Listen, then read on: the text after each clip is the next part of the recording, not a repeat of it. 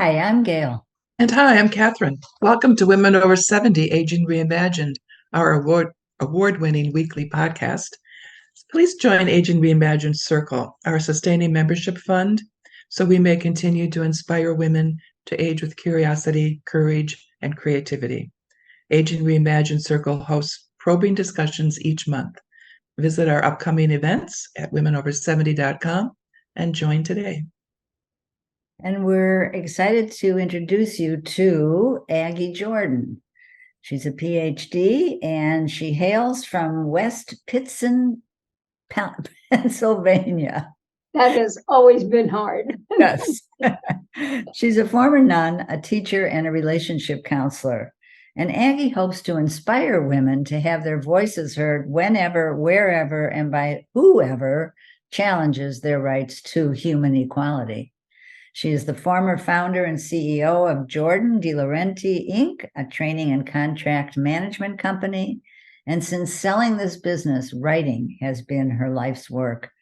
A former small business columnist for the Dallas Times-Herald, Prime Women, an online magazine, and a writer for The View, the monthly magazine for Sun City's Shadow Hills community in Indio, California, Aggie has produced over 60 articles for these publications.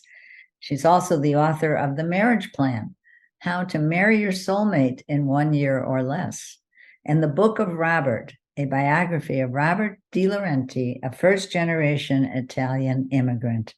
Aggie has enjoyed traveling with her husband to over 75 countries. She's been a guest on many television shows, including the CBS Morning Show and ABC Good Morning Dallas, as well as a number of radio broadcasts. So welcome to Women Over 70 Aging Reimagined. Aggie, let's start here. Everything began to change for you when you enrolled at Notre Dame. So why was that such a turning point for you? I did, and indeed it was a transformation, there's no doubt. I loved being a nun. I loved teaching. I taught for 8 years. And then I got a fellowship to the University of Notre Dame for my doctorate in the administration of higher education. And the community, I was sent there for a master's program for the summer. You all remember the MAT programs that we had, Masters of Arts in Teaching. That's what I went for. But when I was there, the professor asked me if I would be interested in going on with the doctorate. And yes, and all the bureaucracy happened. And I arrived there in my full habit with a bags ready to go and not knowing anything. I came from a very conservative religious community.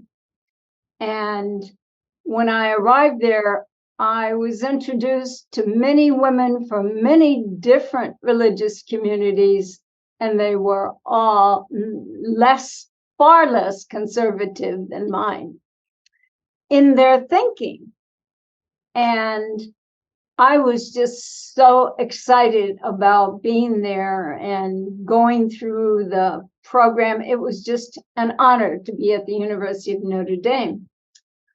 Well, two things were happening in that time. This was 1967, and we had just completed the Vatican Council that the church was Pope John the 23rd said, let's open the windows and let air in.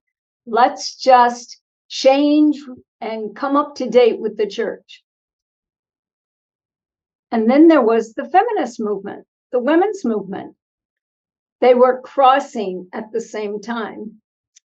And we had a German scholar that arrived at Notre Dame to talk about the council. And he made this, and everybody came. It was exciting to have this person. And he made the statement, he said, men are the action makers and women are the receptacles. And then he proceeds to give the analogy of our vagina and penis, etc. So we thought, At the end of that, I thought, well, that's just about the way the church teaches us, so I'm not going to be too upset. I get back to the dorm, and in the lobby, there are 100 or so women in the lobby listening to this Sister Suzanne, a theologian. And when I walk in, she says, "How dare he?" And I thought, wow, what's this going to be about? And that was my awakening. It took a couple of years, though, for me to transform. I was there for 4 years, and each year was another development of my feminism, number one. But being in that environment of such brilliant, wonderful, warm, loving women was just a real transformation for me. And that was the beginning of my feminism and my desire for my whole life to do everything I could to make sure that women were treated as equals to men. Mm-hmm. And so is that when you left the nunnery? When did you? I left after that. I left before I graduated. I left in my final year at Notre Dame, right, before I got my degree. Right. And I had no idea what I was going to do. I had to get a job, number one. I only lived on the fellowship money at the university. The community did not support me for the last 3.5 years because I had the full fellowship. And so it was, what am I going to do? How am I going to make a living? And it was a wide awakening for me to know that I had to find a place to live. I had to have a rent, down payment, security deposit, all of those things that I never had to worry about in the last 14 years. Mm-hmm. But I had such dear friends who supported me. The person whose position I was taking, I got Lewis University. That's what I got at that point. And the person whose position I was taking arranged for me to have all of that taken care of, loans ahead of time, advances, etc., before I got there. Mm-hmm. It was just, I am oftentimes overwhelmed by the support I have received in life from so many different people. And this happened to be a male, but it was a woman who got him to do it. all of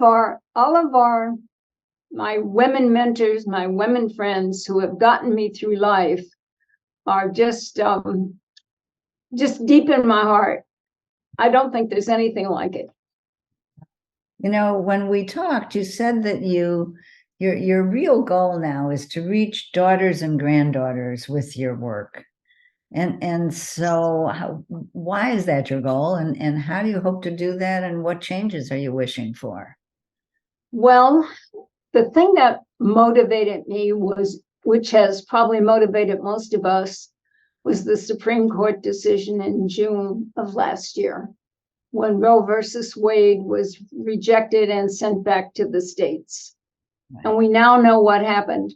24 of the 50 states now have either limited abortion or removed abortion, limited abortion, or are in the process of doing it. Mm-hmm. And that's, to me, a scary, scary thing for our granddaughters and our daughters, mm-hmm. because we had many more privileges than they had for the last 50 years. Right. And our bodies have not been respected through this whole process. Our health has not been respected. We are responsible. I have talked to 2 gynecologists within the last couple of weeks. The passion these women have about their anger and about how it needs to be changed because of what they see and what they know. And Aggie, can you tell us more specifically what you're doing to advance your mission? well, yes, I have been writing, especially in magazines. I do blogs. I have been talking to groups, large groups of people. I had a group of women over, I would say certainly over 55, if not over 65, of 140, and got and their response was so wonderful, recognizing that they're the ones that have to make the move. They're the ones who suffered with us. They are the ones, your listeners are the people who understand what it took to do, what I have in my book, the stories that it took, the laws we had to change, etc. And when I say we, I mean so many of us throughout the country had to make those moves, marches on Washington, protests in the street, whatever we had to do to make the changes.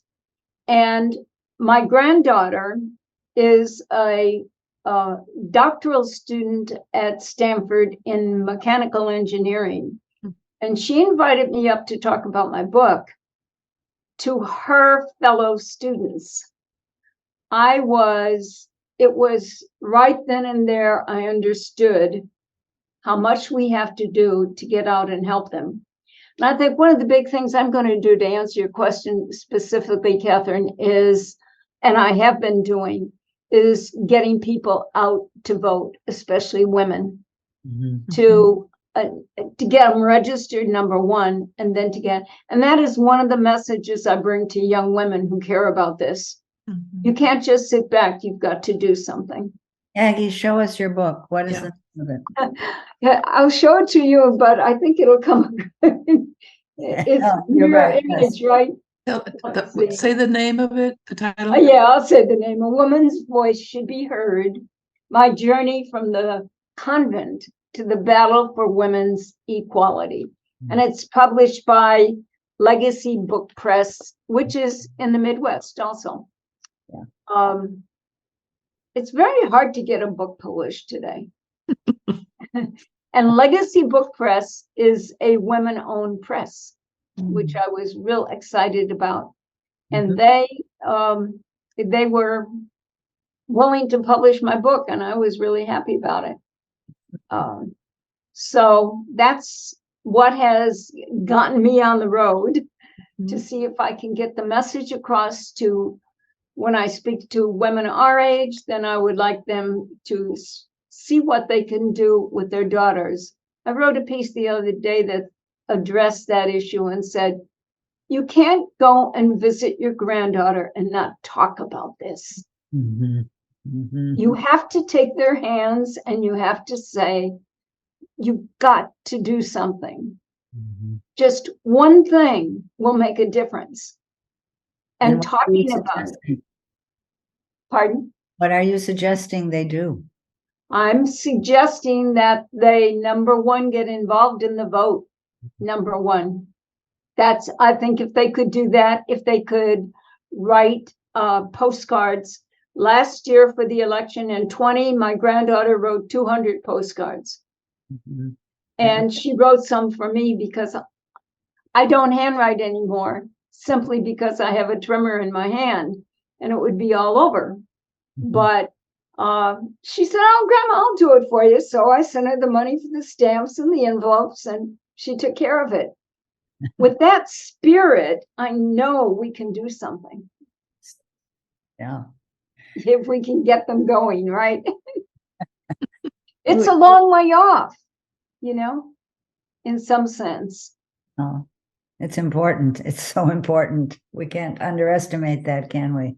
No, we really can't. And then I really enjoy, I've been on a couple of podcasts talking to women, younger women, podcasts for women in their 30s, etc., who really are interested in developing relationships and recognizing that their marriage, if they get married, would not be the same as ours was. How are they going to do this? How does somebody in Texas control her own health? Or any of those other states that we have? I looked at the map yesterday of those states that have changed, and it's almost all the Midwest except for 5 states and the South and the Midwest. And we've got to get to them. Yes. Yeah. Are you referring to your book, The Marriage Plan? Sometimes I do, but it's 20 years old. So, okay. But I should rewrite it, I think, but I've already written this one. Did you write one for women over 70? I guess I should. I've really written enough in the past couple of months for interviews, digital interviews. Yeah. And but it's been fun. I really have. You said you want to raise the bar at 75 plus. Oh, yes, I have a blog, and the blog is called this part of this series I'm doing right now is Raising the Blog at 75 plus. And what I've got this thing about ageism. I think that there's no ageism is as bad as any other isms. Correct. And that we need to take people for what they can do and can think and can produce. We can't be making judgments on it. So what I'm trying to do is gather people who are thrivers and achievers, like you two women, and write about them in my blog. And I have a gentleman, I have a couple of gentlemen and a couple of women. One woman particularly, at the age of 70, got a divorce, and she initiated the divorce because she was unhappy and had to get a job to support herself. She had some money and some pension, but it wouldn't be according to the life she wanted to lead. So, or she was used to. So she has spent the last 10 years selling medical insurance. And the way she has done it, I am so proud of her courage. She has just gone out there, and she's comfortable selling, so that's good. But and then there's another woman that I just finished that I was telling Gail about earlier, that has produced 5 books since she was 77. She has published 5 books since she was 77. One is her memoir, and it's so very interesting. And she has 2 novels, a humorous vignettes book, and she's going to write a second one on the vignettes, the rest of her stories. She has a great sense of humor, so it's kind of fun, So it's not ever too late, is it? It's never too late, never too late. I have a gentleman who was a pediatric urologist, and now he's 81 or 82. He has produced a musical.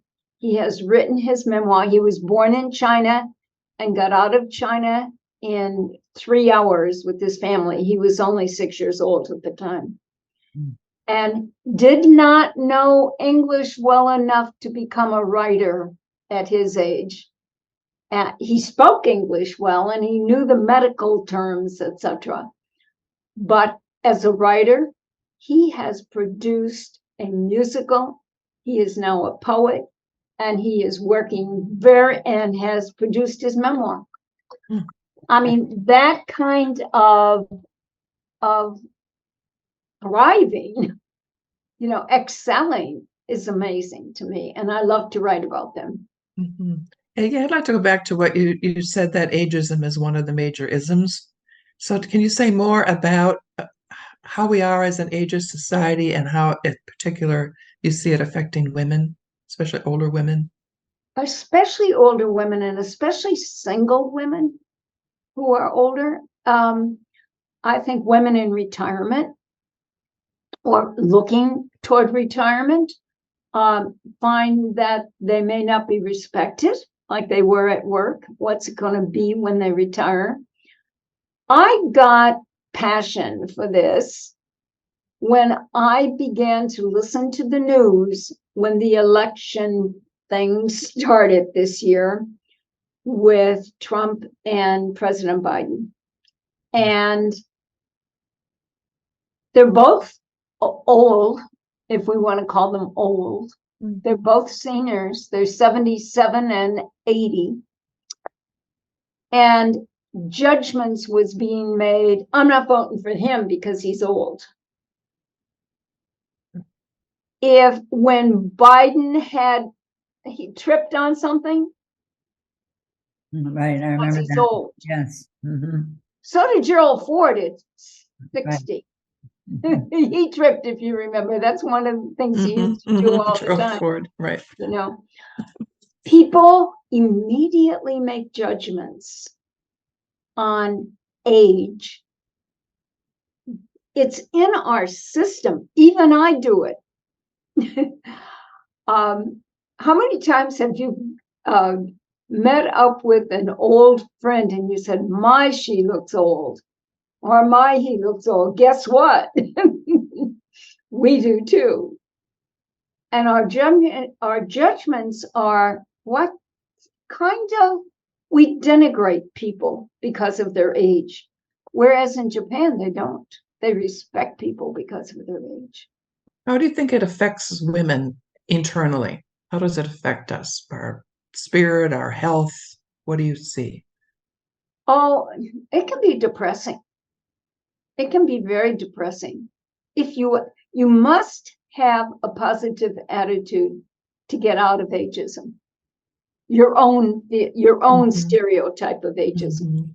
You have to feel that. I think there's also that there's a facing death, which is, I think, as soon as we start using the word old, that's what we face. And how do we face it? And is it something we can face? I think it gets easier as we get older to face death, to face our own death. It's never easy to face somebody we love dying, but our own perhaps. I think people begin to think they're old before they are, to answer your question, Catherine, especially women. Look, we lose our whole looks, which when we grew up were the most important thing. If you had brains, you weren't that respected until you got out of college, you know, and even then you weren't. I mean, we've lost our beauty. How about we lose our breasts through cancer? We lose so much. And yet I have seen women who have gone through cancer, have lost their breasts, and are just out there like everybody else. My friend I was talking to you about, that I'm going to send you her information. She wrote these 5 books, and has a spinal injury. She cannot walk by herself. She needs a walker. And sometimes she's in a wheelchair. She is positive about life. So it's all up here. It's how we look at that. But I think we have to encourage each other. I would say to women, go get some women friends. Because a lot of us move when we're retired. We move from one place to the other, and we simply do not remember that it's women friends who will keep us going. Go join something, you know, do something valuable, volunteer. My number one, somebody always asks me, what do you advise women who retire? My number one is take care of your health. Right. Examine who you are. Live in an area where you're going to have good medical care, but take care of your health. Then socialize. Find your, look into your environment. Those 2 things will keep us healthy, and then follow with exercise and good eating. But those things are always a little harder. Yes. Is but there we need to another do book it. in you? Aggie, is there another book in you? I think maybe if anything, it will be more essays than a book, Mhm. because of what I've started with all of this, and it's been so much fun. I'm 85 years old. Uh-oh, Aggie just accused herself of ageism. You said it proudly. I am very proud of my age. And my husband's 89 and a photographer. Mhm. Last month he had a cover photo on a magazine. We need to be proud of our age and working toward it, and not bored in our house or sitting watching TV all day. Mhm. It doesn't help us. I Right. shouldn't be preaching. Sorry, dear women in the audience. I don't want to be a preacher, but I do want you to have the greatest ability to thrive. It's a wonderful note to end on. Yes, it Thank is. you. Thank you. And listeners, thank you. Thanks to your loyalty, our numbers are growing all across the country and overseas, and that's a good thing. Still, we need more subscribers. You can subscribe on our YouTube channel, Women Over 70 Aging Reimagined, or wherever you find our podcast, and we'll see you next Wednesday. Thank you, Aggie. Thank you very much. Thank you, Aggie. Bye-bye. Bye-bye.